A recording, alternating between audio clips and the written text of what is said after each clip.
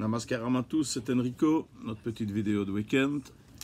Alors on commence par quoi? Par les hommages ou par la merdouille? Ah, j'ai envie de commencer par la merdouille. Hein? Publifine, magnifique. Ils étaient entre 30 et 35 à être accusés avec des dossiers blindés en acier, voilà. Il y en a 25 qui ont préféré prendre des arrangements financiers. Voilà.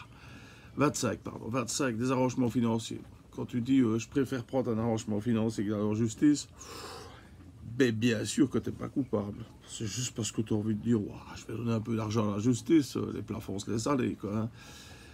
C'est logique. Toi, vas-y, essaye de faire une connerie ou pour un petit jeune de dealer un bout de shit ou un bazar comme ça, il dira ça tronche en tôle et il va banquer. Hein.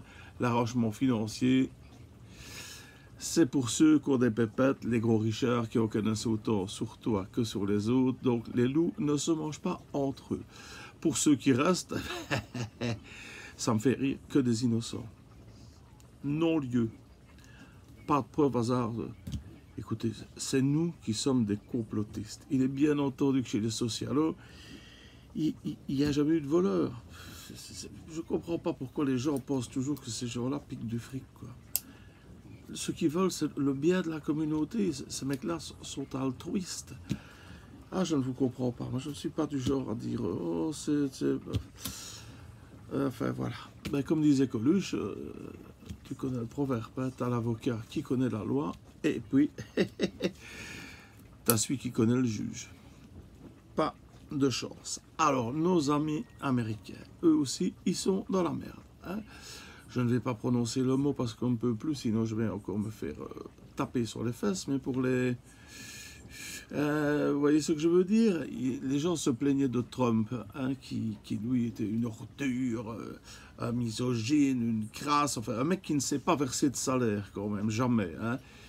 Jusqu'à temps que les Américains aient du boulot. Il a quand même méchamment saqué dans le chômage. Bon, il a un peu fait le con en sortant ses couillonnades avec le virus. Hein, je dis pas trop fort.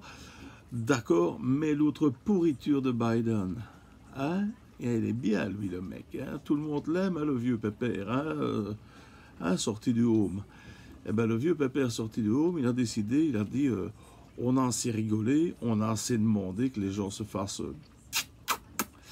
Maintenant, il va falloir passer obligatoire, puisque ça ne marche pas. Ben, bien sûr, le nouvel ordre mondial, c'est comme ça que ça va. Hein? Ou tu fais ce qu'on dit, ou tu crèves. Tu peux choisir. Alors tout le monde se plaignait de Trump. Bon, c'est vrai que les guerres, c'est de la couillonnade.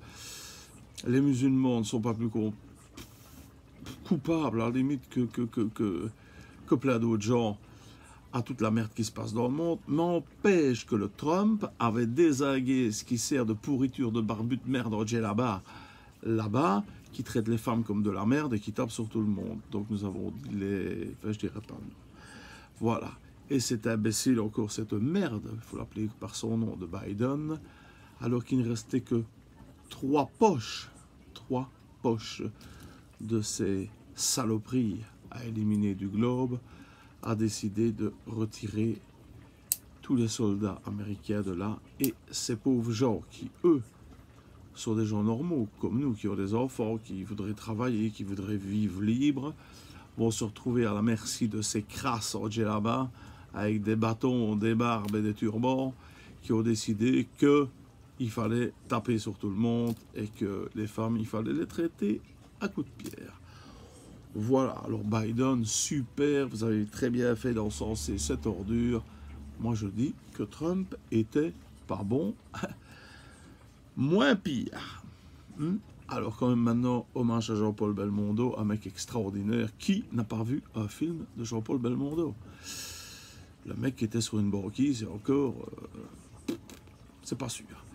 C'était extraordinaire. En plus, l'éloge de Macron, je dois reconnaître, super bien écrit et tout ça. Je sais pas si c'est lui qui l'a fait, mais c'était super bien écrit.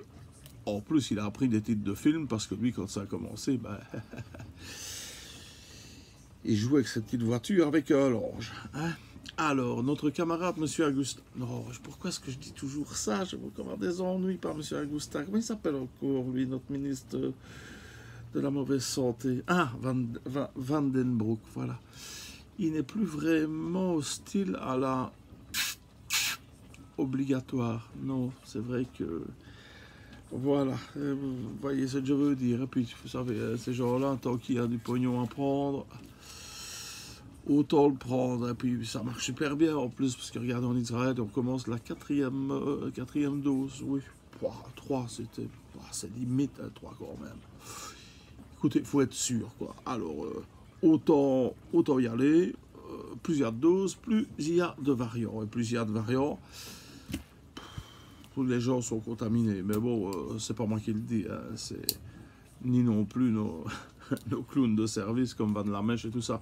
Non, ce sont les vrais scientifiques comme le professeur Raoult et autres qui, eux, ne parlent pas politique, ne parlent pas de conneries, ils parlent de science, de trucs auxquels ils sont au courant. Ils sont d'accord pour en discuter, ils sont même d'accord pour être contrariés.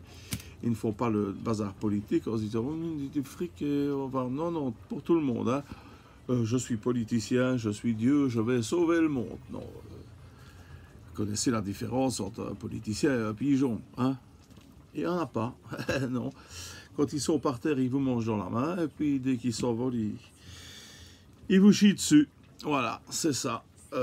Voilà, c'est ce que je voulais dire aujourd'hui. J'en ai vraiment marre de cette époque de merde où seul le fric et ces salopards de politiciens mènent le jeu. Quoique, il y a pire.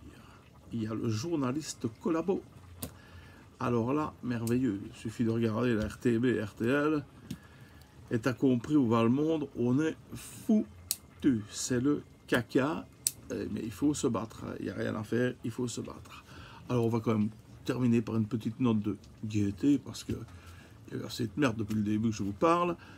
Petite blague quand même, qui pourrait arriver, on ne sait jamais. Notre puissant monsieur Agus, non, zut, monsieur Van den Broek, va faire une visite officielle en Israël parce qu'il veut voir comment marche ces super pic-12, quand même, à la 4e dose, il veut voir comment ça se passe. Chez nous, il n'y en a pas assez. Comment est-ce qu'ils font pour... comment ils font, c'est ça où t'es descendu. Bon, mais enfin, bon, il regarde, il est tellement excité que... un infart, il meurt. Et merde. Donc là, c'est pas me dire, il y en a encore 8, hein, ils sont 9 en tout. Donc bon, c'est pas encore triste, mais pour sa famille... c'est quand même triste. Alors les Israéliens, qui sont quand même des gens croyants, etc., disent à sa suite, bien sûr, qui est avec, écoutez, il faut 50 000 € pour le rapatrier, qui est spécial, on ne sait jamais, peut-être le Covid, on ne sait pas, donc il faut 50 000 €, mais si vous voulez, pour 500 €, l'enterrisser. Hein. Alors les politiciens qui sont avec, etc., vous permettez, on va réfléchir un petit peu, ils se mettent sur le côté, ils réfléchissent, ils reviennent. Écoutez, non, on va le rapatrier. Les Israéliens sont surpris, vous allez le rapatrier pour 50 000 € alors qu'ici il pourrait être en Terre Sainte. Pour presque rien. Oui, ben voilà, on a discuté justement, et il y a bien des années, il y a un type comme ça qui est mort chez vous, et 3 jours après, il est ressuscité. On ne peut pas prendre ce risque. Passez un bon week-end. Salut.